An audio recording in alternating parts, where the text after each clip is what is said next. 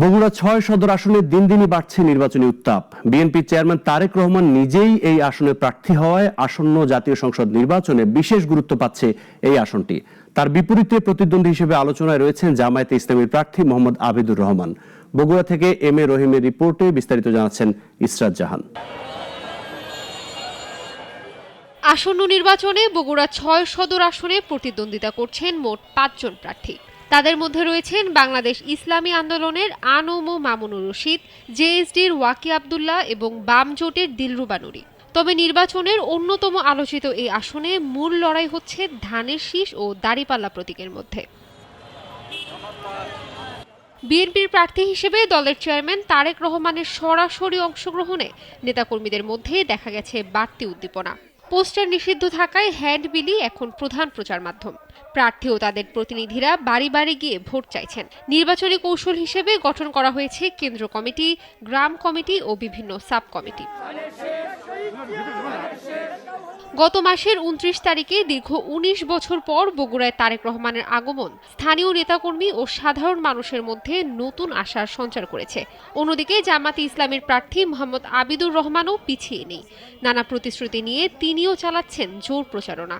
বগুড়ার মানুষের সন্তান জনাব তারেক রহমান আমাদের আত্মার আত্মীয়, আমাদের বন্ধু। আপামর জনসাধারণ সবাই তাকে ধানের শীষে ভোট দিবেন।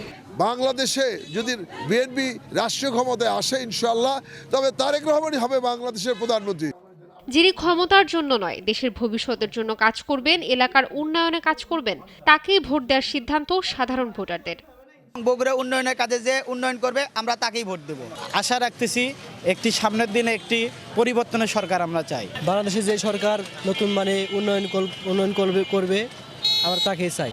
এই আসনে জয়ের ক্ষেত্রে শতভাগ আশাবাদী জামায়াতে ইসলামীর প্রার্থী, তবে রয়েছে অভিযোগও।